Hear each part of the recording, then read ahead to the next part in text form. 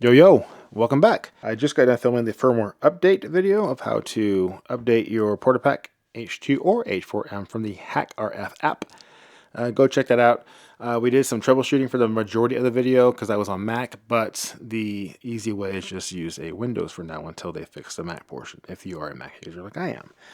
But today, again, we're going over the sub GHz function of the H4M. This is also the same for the H2, so let's just get into it.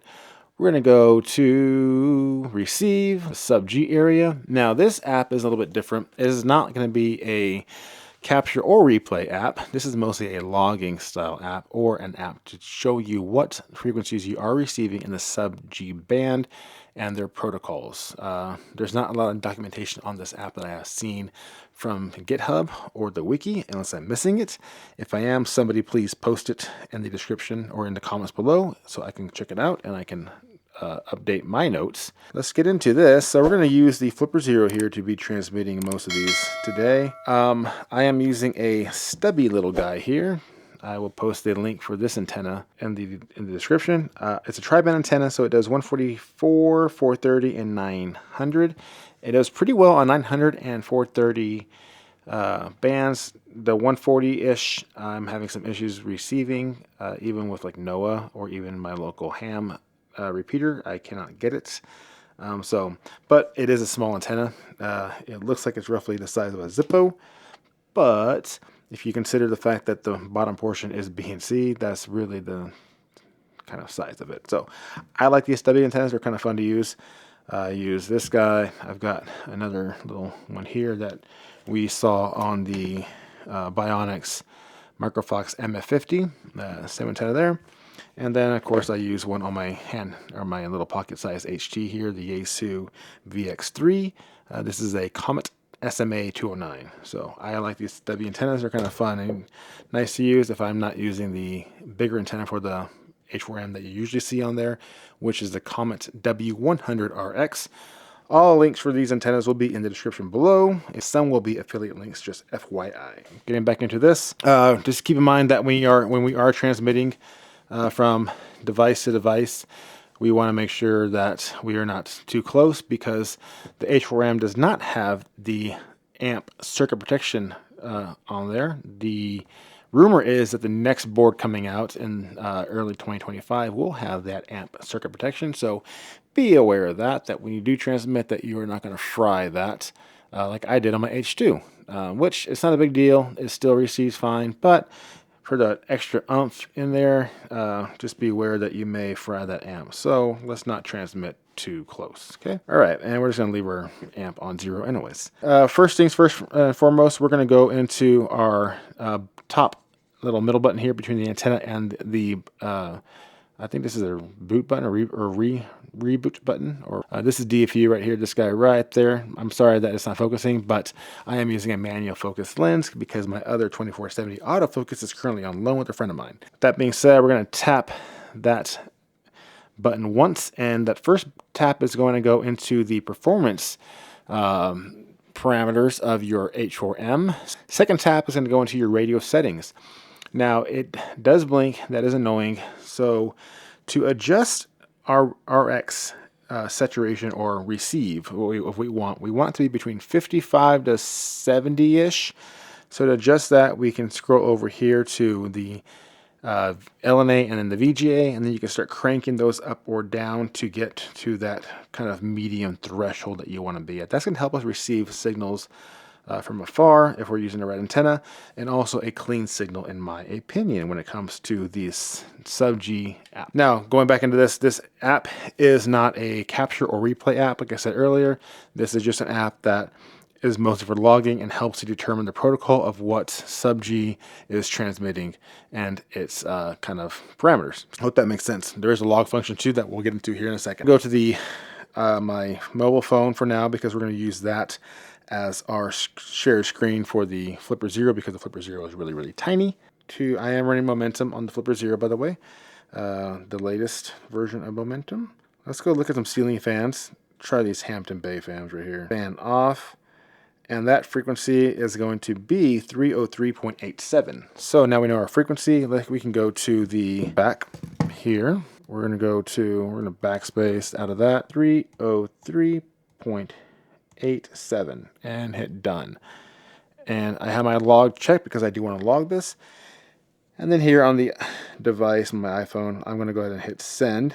And there we go. You can see that we were able to receive the protocol of what that Flipper Zero was transmitting, or I guess if it was a ceiling fan remote, of what that remote will be transmitting in that 303 spectrum. And we can see that it is a Haltech NT12X CAME, which I believe is stands for Cambridge. So Cambridge, and then we can see your kind of bit rate there. Its age, so the age is in seconds. So if I were to hit this again, you can see that age dropped down to 0.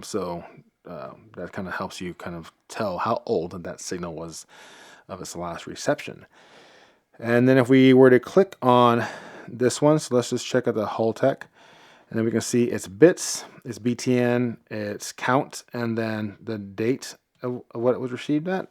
And what else is there? There's also serial. If that was a serialized device or signal sending out, we would be able to see that. Done. And then let's go ahead and move over to, let's go to captures, because this is something interesting that I found. If I go to my captures here, I'm going to go to my chicken coop. And I'm going to go, well, hang on. Is my chicken coop on? I think my chicken coop is on. So let's not do that one. My bad. Let's go to, this is a LED sign for a local coffee shop that I emulated. Let's go ahead and emulate that. And then we are in the 315 band, so we can go up there. We're gonna go backspace, backspace, backspace, 315.00, done. And we're gonna hit transmit. And there we go. We can see that that was a Princeton, and then we can see it was a 00FD53C00. If we click on that guy right there, we can then see its bits, its BTN, and its date, and if it was a serialized item. That's kind of how you can receive. Let's do a few more. I want to show you one that's a raw capture, because I have seen that it does not do so well. Let's try this DEFCON 32 bracelet. I think these are raw captures. Yeah, there we go. We can see that they're raw. So that up there on the Flipper Zero screen right here on the iPhone screen, we can see the R extension raw. So that's a raw signal. I did find though that these don't pick up. We're going to change the frequency again on the PortaPack. We're going to go to 433.92. We're going to hit done, and then I'm going to hit send. Now, you can see that it's sent and nothing was received.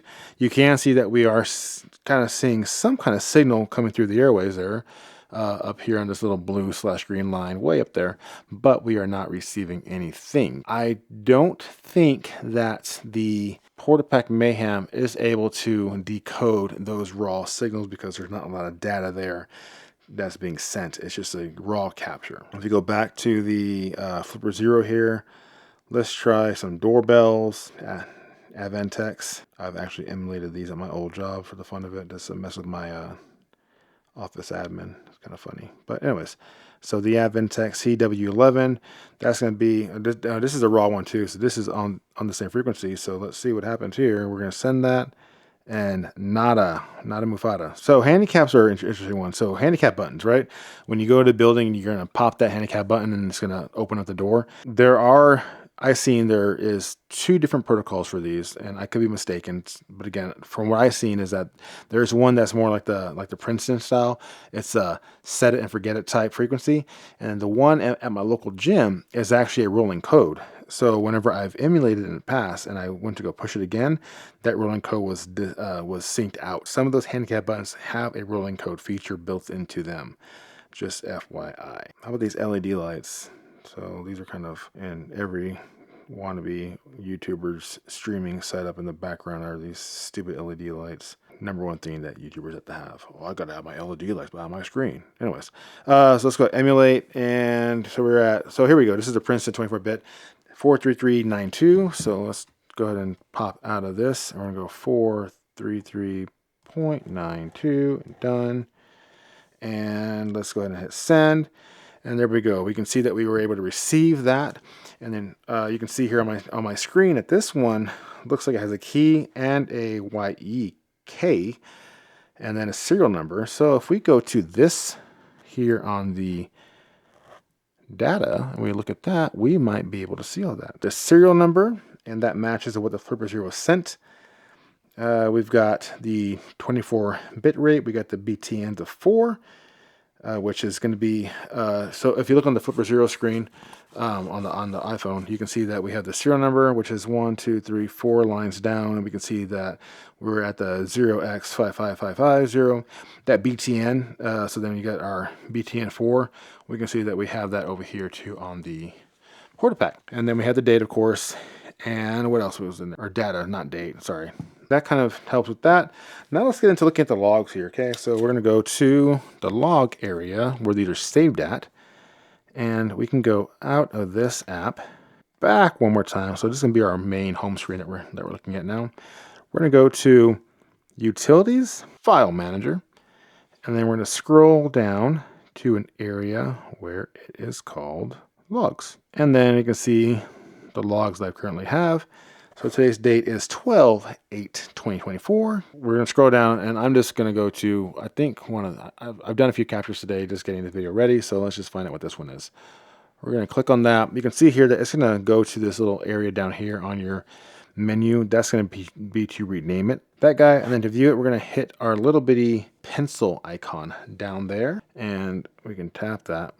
And then there we can see the log data that we received. It is by the date, we received those roughly at 1350 something. So if we go back to that utilities area and we go back to the file manager, and then let's go back down to, so let's look at the second one right here, then the second one down, click on that guy. And then depending on how many captures not captured, but logs you have, mine was under the second folder here. So 2 out of 3, let's tap on that guy. And then you can see here that I have some more from today.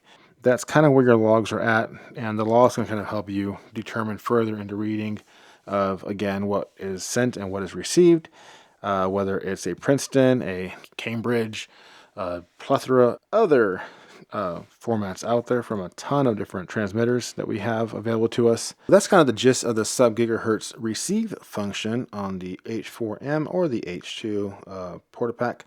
I'm running nightly 24/12/08. I hope that helps you guys figure out kind of what the app does. If you are possibly looking to capture sub gigs, then you're going to want to go to the capture area over here on the home screen, and not the receive. The receive is just to determine its protocol, its serial numbers, its keys that it's generating, if it's rolling code, yada, yada, yada. So that's pretty much it for that. Stay tuned for coming up this week. We have the weather app that we'll be going over. Pretty simple app, just pretty much the flipper 0 can do the same thing. It's just going to figure out local weather stations that a lot of people have in their homes or businesses may have. It's really simple receive out there, just kind of looking at the weather. So not a lot to it, but should be fun.